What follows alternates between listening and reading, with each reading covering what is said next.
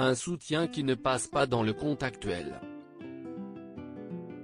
Le 24 février dernier, Vladimir Poutine s'est exprimé à la télévision russe pour annoncer le lancement d'une opération militaire spéciale en Ukraine, afin de procéder à une démilitarisation et une dénazification du pays de Volodymyr Zelensky. Une attaque considérée comme injustifiée par de nombreux dirigeants, tandis que beaucoup se mobilisent aujourd'hui pour soutenir les Ukrainiens, parmi lesquels on compte déjà 137 morts et plus de 300 blessés. Un bilan déjà effrayant, qui n'a pas manqué de faire réagir de nombreuses personnalités, notamment Masha Meril, qui appelle le peuple russe à se débarrasser de Poutine lui-même. Invitée de la matinale de RMC, dimanche 27 février, la comédienne en a notamment profité pour tacler une personnalité française proche de la Russie, Gérard Depardieu.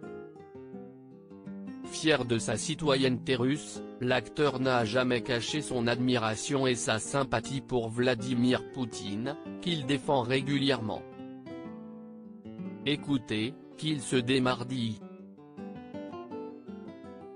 Je ne sais pas dans quelle situation il est, mais j'espère qu'il va prendre conscience, a ainsi fustigé Masha Meril, elle-même née au sein d'une famille de Russes blancs, qui ont fui la révolution de 1917.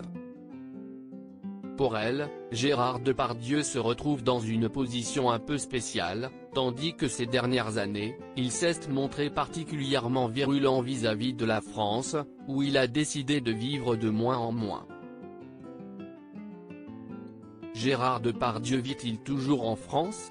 De quoi quelque peu amuser Masha Meril, qui constate que si l'acteur tend de plus en plus à quitter son pays natal, où il va notamment mettre en vente son hôtel parisien et ses vignes, il garde sa nationalité française, et aussi, un attachement à la gastronomie.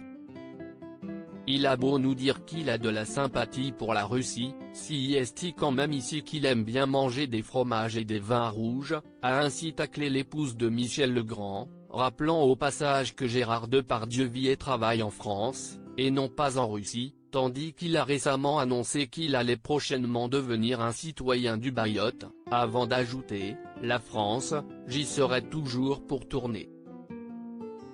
Loading Widget.